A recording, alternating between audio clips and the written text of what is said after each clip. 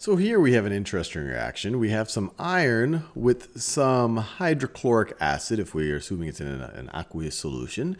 And as a product, we get iron 2 chloride, and you'll see in a second why it's called iron 2 chloride. And you get some molecular hydrogen. And what I encourage you to do right now is pause this video, figure out the oxidation states for each of the components of these molecules as before the reaction and after the reaction, and then try to write your own half reactions and determine who has been oxidized and who has been reduced. So I'm assuming you've given a go at it. So let's think about it. So right here, this iron, it's not bonding to anything. So there's no reason that its electrons, it's going to gain electrons or lose electrons in our hypothetical oxidation state world. So it has an oxidation number of 0. Now you have hydrogen bonded to chlorine. Chlorine is very electronegative, hydrogen not so much. So chlorine in our hypothetical world is going to take the electron. So it's going to have an oxidation number of -1, and the hydrogen is going to, in our hypothetical world, lose the electron. And so you have a positive or a +1 oxidation number. We could write 1 plus here if we want, or 1 minus there if we want on the chlorine. Now let's go on to the other side of the reaction. So our iron now is bonded to 2 chlorines. Now let's just think about what chlorine typically does.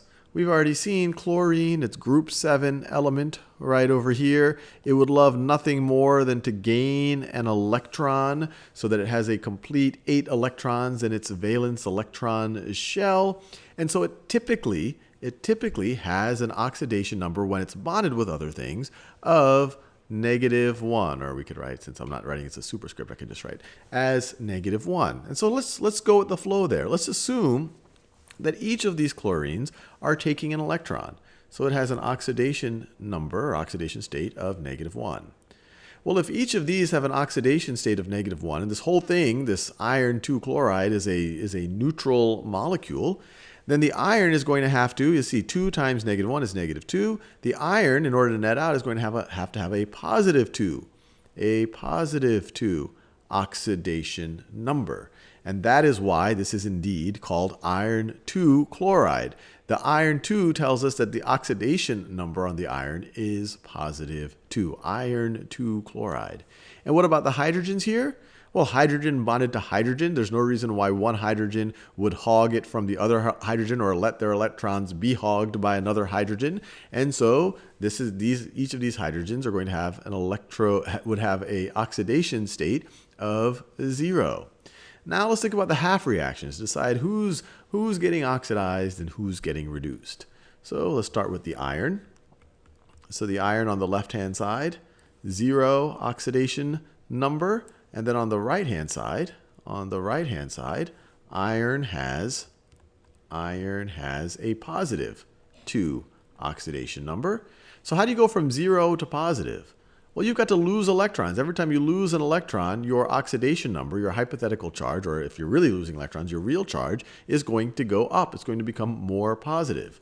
So this character right over here, he is losing electrons. So we could say this right over here. He has lost electrons. So let's throw those electrons, these electrons. Here he hypothetically had them. Here he lost them. Where are those electrons? They are right over here. So what do we call it when you are losing electrons? Well, we call that oxidation. What is being done to you is what oxygen typically does to things. It takes electrons away. Even though there's no oxygen here, this oxygen typically takes electrons away. He is having his electrons taken away from him. So he is being oxidized. So the iron is being oxidized. Now let's think about the hydrogens. On the left-hand side, you have 2 hydrogens with a +1 oxidation number. Now on the right-hand side, you have still 2 hydrogens. Otherwise, it wouldn't be a balanced equation. You have 2 hydrogens. But what's their oxidation number now? It is now 0. So how do you go from having a positive oxidation number to a neutral one? So you must have gained electrons. You must have gained electrons. That's the only way to bring your charge, your hypothetical charge, or your real charge down, is to gain electrons. So this guy right over here, each of the hydrogens must have gained an electron. There's 2 of them, so collectively they must have gained 2 electrons. So what do we call it when you're gaining electrons in these reactions? Well, reduction is gaining, rig. Hydrogen is being reduced here. Let me write that down. So hydrogen is being reduced. Now what about the chlorine? Chlorine has a -1 oxidation state on the left-hand side, and there's 2 of them, and there's 2 chlorines on the right-hand side, but they still each have a -1 oxidation state. So the chlorine was neither oxidized nor reduced in this reaction. But this is definitely an oxidation-reduction reaction, or a redox reaction, because you had something getting oxidized and something being reduced. Iron was oxidized by the hydrogen, and the hydrogen was reduced by the iron.